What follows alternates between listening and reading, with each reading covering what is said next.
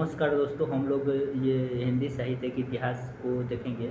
यहाँ पर आप देख सकते हैं कि भिखारी दास के बारे में हम देखेंगे और इसी तरह आगे बढ़ते हुए मोतीराम और इसी तरह कवि के बारे में हम लोग देखेंगे। उनके सब चीज़ देखने वाले हैं।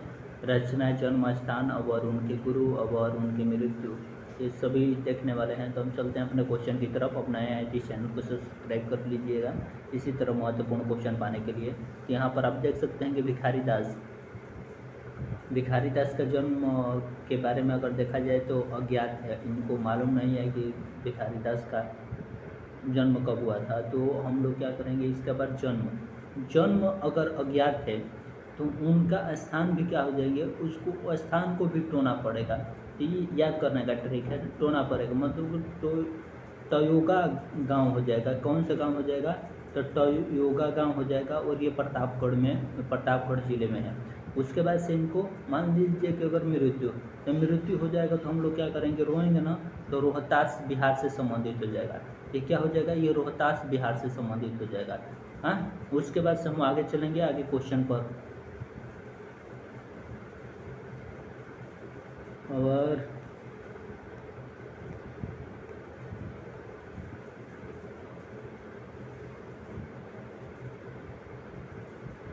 यहाँ पर रचना काल देखेंगे, यहाँ पर ठीक है ना, यहाँ पर रचना काल देखेंगे और आप यहाँ पर देख सकते हैं कि रचना काल ये 1721 से 1751 तक इनके रचना काल आता है। ये एक रचना है रस सारांश। हाँ, तो संसार में बहुत सारे भिखारी मिल जाएंगे। याद करने का ट्रिक है इसके, संसार में बहुत सारे भिखारी मिलते हैं। रस सारांश किसका है, भिखारी दास का है। और ये 1735 से क्या हो जाएगा, 1735 से 1742 हो जाएगा। उसके बाद से ये संसार में बहुत सारे भिखारी मिल जाएंगे, तो रस सारांश किसका हो जाएगा, ये रस सारांश भिखारी दास का हो जाएगा। उसके बाद से शतरंज, ये बात सही है, शतरंज सती का किसे संबंधित हो जाएगा, 1725 से 1760 हो जाएगा। तो 1725 से 1700 क्या हो जाएगा, 1725 से 1760 हो जाएगा। हाँ, शतरंज सती का, ये शतरंज सती का, ठीक है ना। तो ये 1725 से 1760 हो जाएगा। उसके बाद से छंदो वर्ण पिकल, तो ये छंदो वर्ण पिकल किसे संबंधित हो जाएगा, तो हम छंदो, ये बात सही है। तो हम क्या करेंगे, कम से कम अब थोड़ा इसको खोज कर रहे हैं हम, तो नीचे देखिए पानी वानी आराम से पीना होगा। हाँ, सही बात है, कोई भी अगर सही बात होगा तो आराम से पानी पिएंगे, अगर गलत बात होगा तो हड़ई में पीते हैं। मान लीजिए कि सही बात होगा तो पिकल, छंदो वर्ण पिकल क्या हो जाएगा, तो ये भिखारी दास से संबंधित है। वो अपने भोजन चलाने के लिए, पानी पीने के लिए भीख मांगते हैं, संसार में भ्रमण करते हैं, ये बात सही है। तो शतरंज सती का हो जाएगा। और छंदो वर्ण पिकल से संबंधित है।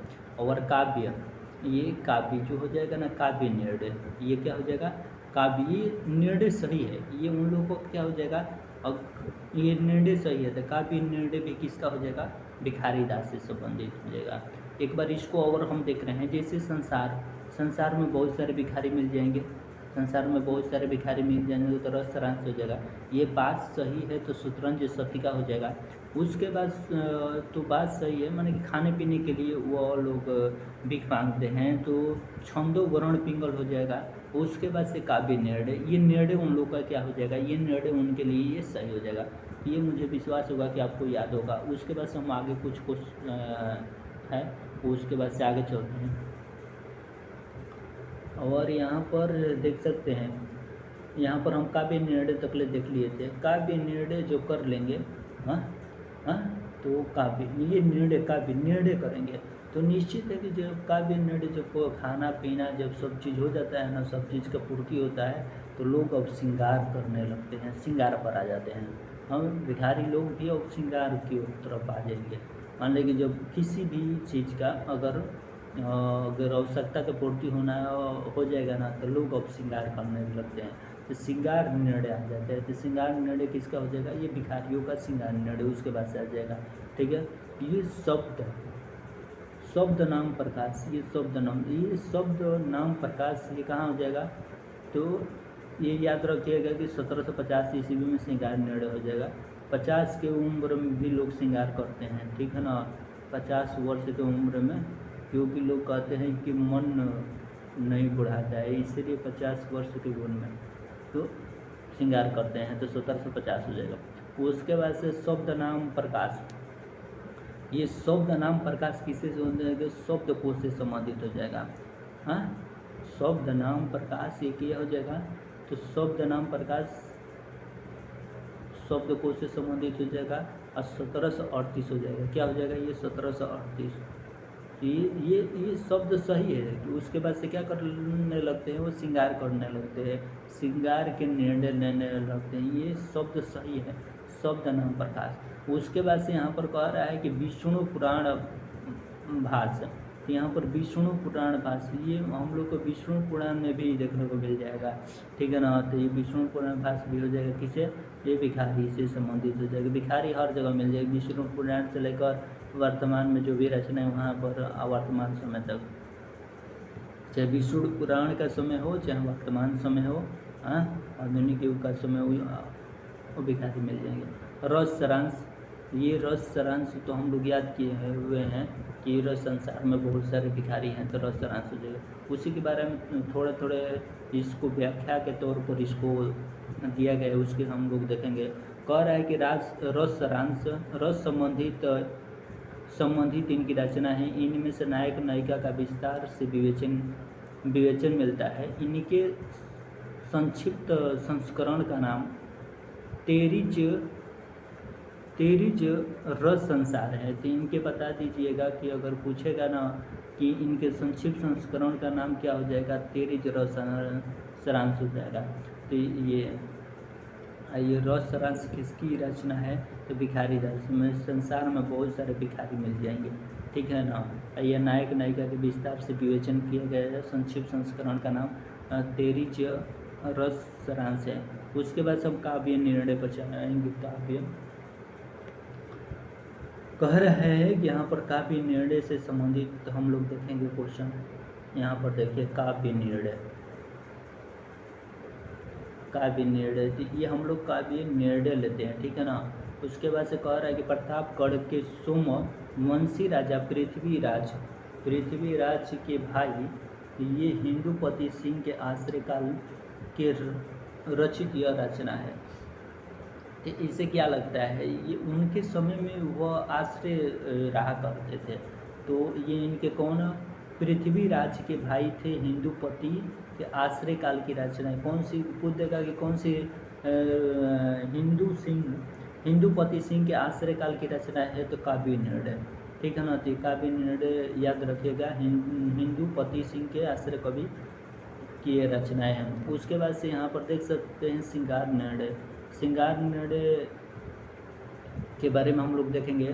कह रहा है कि यह रस विवेचन से संबंधित रचना है और इस रचना का निर्णय आश्रयदाताओं हिंदूपति सिंह के समय हुआ है। और कह रहा है कि नायक नायिका भेद विवेचन इसमें हम लोग को देखने को मिलता है। तो यहाँ पर आप देखिए, यहाँ पर जो काव्य निर्णय है ना, इसमें रस विवेचन से संबंधित है। ये किससे संबंधित है, ये रस विवेचन से संबंधित है। और ये जो रचनाएं की गई है, ये आश्रयदाता कौन हो जाएंगे, कि हिंदूपति सिंह के समय इसकी रचनाएं की गई है श्रृंगार निर्णय का। तो ठीक है ना, भिखारी भी श्रृंगार निर्णय करते हैं। तो श्रृंगार माने सब चीज़ का जो पूरा हो जाता है ना, तो ये तो कौन, भिखारी भी श्रृंगार निर्णय करते हैं। उसके बाद से कह रहा है कि छंदो वर्ण पिंगल किससे संबंधित हो जाएगा, तो वो पानी पीने के लिए क्या करते हैं, तो खाना वो सब भी भोग मांगते हैं, तो पानी पीने के लिए भी उनको चाहिए। तो छंदो वर्ण पिंगल ये भिखारी दास की रचना है। और 1783 और 83 कर रहे हैं 43, ठीक है ना, तो ये 43 हो जाएगा, ठीक है ना। उसके बाद से कह रहा है भिखारी दास की छंद पर रचित प्रसिद्ध रचना है, यह भी हिंदूपति सिंह के समय का लिखा गया है। उसके बाद से कह रहा है कि नोट्स हम लोग देखेंगे। कह रहा है कि रस सारांश श्रृंगार निर्णय छंदो वर्ण, और उसके बाद से पिंगल भिखारी दास के 3 काव्य शास्त्र है। यहाँ पर हम लोग तीन देखिए, एक रस सारांश हो गया। तो संसार में बहुत सारे भिखारी मिल जाएंगे। रस सारांश क्या हो जाएगा? भिखारी दास की ये काव्य शास्त्रीय ग्रंथ है। ये जो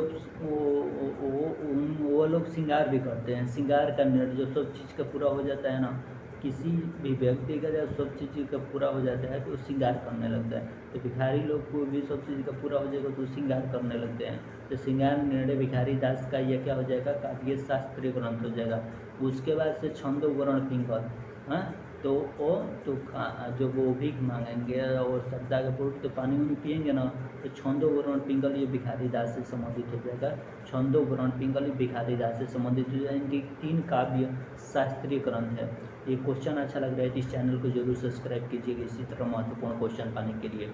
उसके बाद से हम लोग को शब्द नाम प्रकाश, यहाँ पर कह रहा है कि शब्द नाम प्रकाश जो भिखारी, यहाँ पर देखिए कह रहा है कि शब्द नाम प्रकाश ये भिखारी दास का शब्दकोश है। ये शब्द नाम प्रकाश ये भिखारी दास का शब्दकोश है। तो शतरंज शतिका और शतरंज पर रचित रचना है, और शतरंज शतिका और शतरंज पर रचित रचना है, ठीक है ना। उसके बाद से हम लोग आगे चलेंगे क्वेश्चन पर।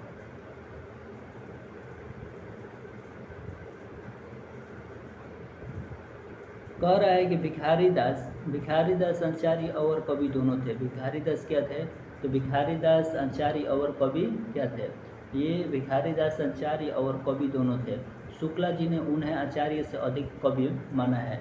और उसके बाद से कह रहा है कि देव की रचना ये जाति विलास की भांति उन्होंने निम्न वर्गीय स्त्रियों यथार्थ नायिक और धोबिन और कुम्हारिन इत्यादि का वर्णन किया है, और इत्यादि का वर्णन किया है, ठीक है ना, रासाभास के डर से। और भिखारी का कथन हम लोग देखेंगे। यहाँ पर भिखारी का कौन सा कथन है जो महत्वपूर्ण है? यहाँ पर कह रहा है, देखिए भिखारी का कथन जो महत्वपूर्ण होता है, कह रहा है कि आगे के सुख कभी रिझी है तो कविताई न तू राधिका कन्हाई सुमिरन को बहानो है। तो ये सुमिरन को बहानो है, ठीक है ना। तो भिखारी दास की ये रचना है। और कह रहा है कि काव्यांगों के निरूपण में दास को सर्वप्रधान स्थान दिया जाता है, क्योंकि उन्होंने सब विषयों का और से अधिक प्रतिपादन किया।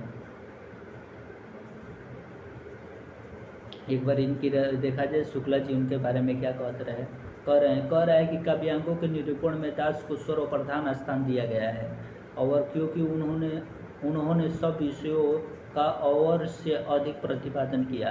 श्रीपति ने उन्हें बहुत कुछ दिया, और इनकी विषय प्रतिपादन शैली उत्तम है, और आलोचना शक्ति भी इनमें पाई जाती है। और दास जी ने साहित्य और परिमार्जित भाषा का व्यवहार किया। दास जी ऊंचे दरवाजे के कवि थे, और ये रामचंद्र शुक्ल से संबंधित है, ठीक है ना। ये रामचंद्र किसी से संबंधित हो जाएंगे? रामचंद्र शुक्ल से संबंधित हो जाएगा।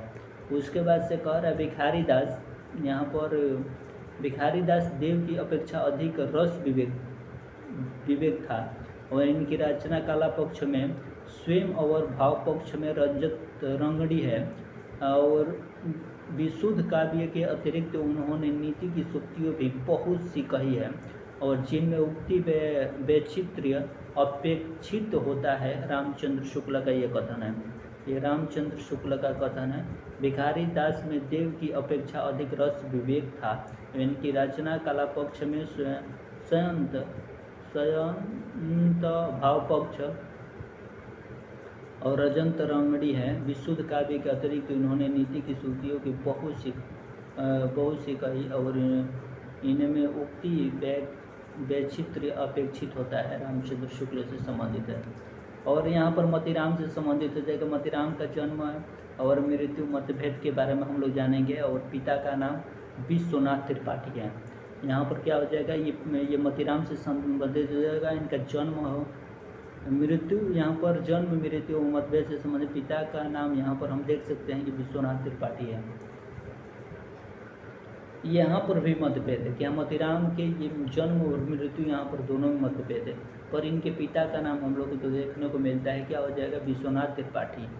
तब मन, मोतीराम का मन विश्व भ्रमण करने पर निकला।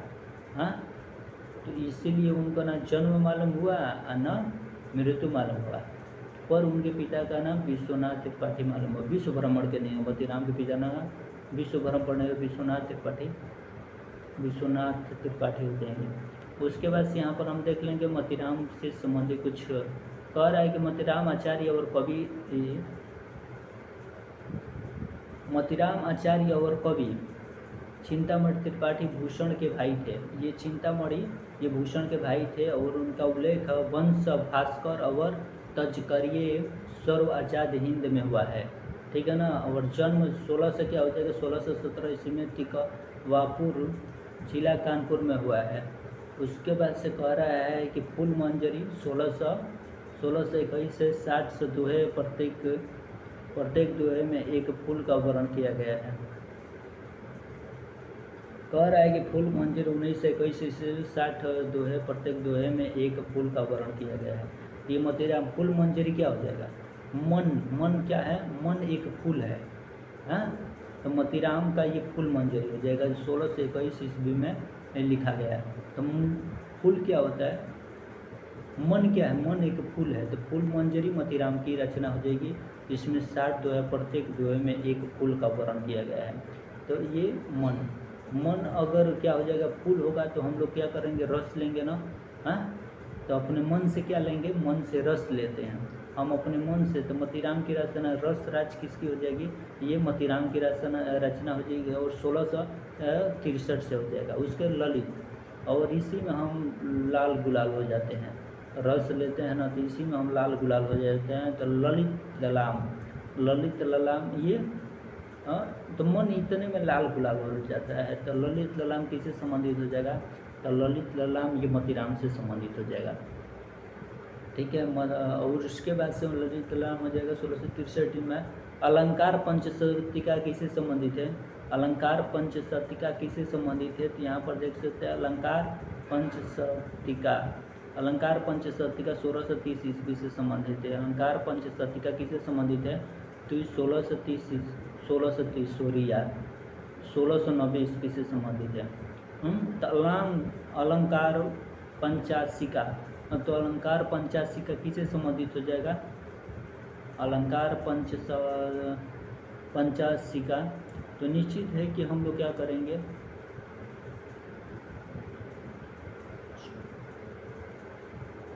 अपने मन से पंचमेल खिचड़ी बनाएंगे। अलंकार पंचशिका 5 को मन, अलंकार को याद रखिए, अलंकार पंचशतिका।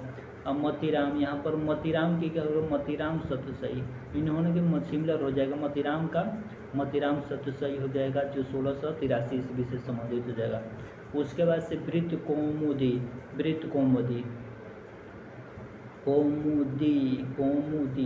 फूल को कहते हैं, और फूल एक वृत्त जैसा है, वृत्त जैसा फूल होता है। तो ये मन में बैठा लेना है कि वृत्त क्या हो, वृत्त जैसा फूल होता है, कौमुदी को फूल कहते हैं। तो वृत्त कौमुदी किससे संबंधित हो जाएगा, मोतीराम से। मन में बैठा लेना है, वृत्त फूल जैसा होता है, तो वृत्त कौमुदी ये 16 मोतीराम से संबंधित हो जाएगा 1701 ईस्वी में। और उसके बाद से मोतीराम के अन्य साहित्य ग्रंथ हम लोग देखेंगे। यहाँ पर साहित्यसार और लक्षण श्रृंगार हो जाएगा। फूल मंजरी में प्रत्येक दोहे में एक फूल का नाम है। और उसके बाद से कह रहे इनके फूल मंजरी के प्रत्येक दोहे में एक फूल का नाम है, और जिनके से सार्थ में नायिका का नाम मिलता है। और इसी रचना में मोतीराम की जन्म तिथि का अनुमान लगाया जाता है, और यह जागीर के आश्रय में लिखी गई है। यह जागीर के आश्रय में लिखी गई है। रस राज मोतीराम की प्रसिद्ध का मूलाधार है। बिहारी सतसई के समान प्रसिद्ध इसका रचना काल है, जो 1633 ईस्वी में। और 1643 के बीच ठहरता है। श्रृंगार रस और नायिका भेद से संबंधित यह रचना है। यह रसिक जनों का कंठहार है। और यहाँ पर आप देख सकते हैं कि ललित ललाम जो 1663 ईस्वी में बूंदी नरेश दीवान भाव सिंह के आश्रय में रचित एक अलंकार ग्रंथ है। शंकु जी कह रहे शुक्ला जी के अनुसार मोतीराम का छंदसार नायक पिंगल ग्रंथ महाराज शंभुनाथ। याद रखिएगा कि ललित ललाम या जगह लाल लाल गुलाल हो जाते हैं कौन, जो जिनका रस लिया जाता है ललित ललाम में मोतीराम से संबंधित हो जाएगा। उसके बाद से हम लोग यहाँ पर देखेंगे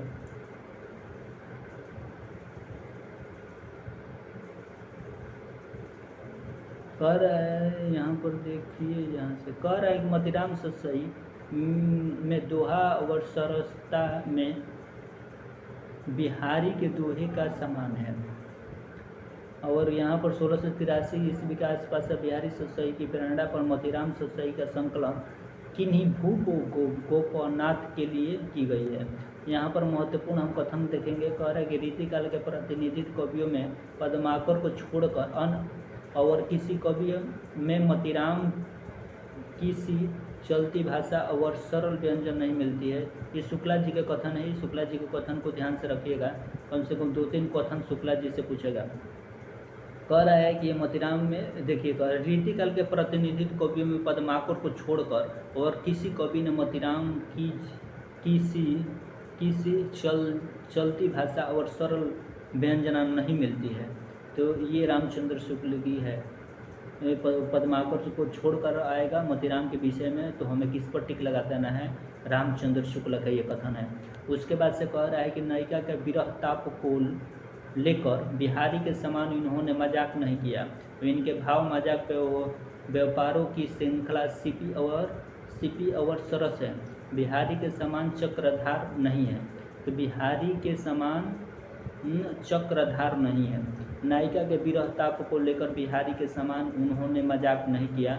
इनके भाव व्यंजक व्यापारों की श्रृंखला सीधी और सरल है। बिहारी के समान चक्रधार नहीं है। रामचंद्र शुक्ल से संबंधित है। और कह रहा है कि मोतीराम का आधार फलक कैनवास बहुत बड़ा नहीं है, पर अपने सीमित क्षेत्र में उन्होंने कमाल की चित्रपटुता दिखाई है। आचार्य प्रसाद द्विवेदी का है।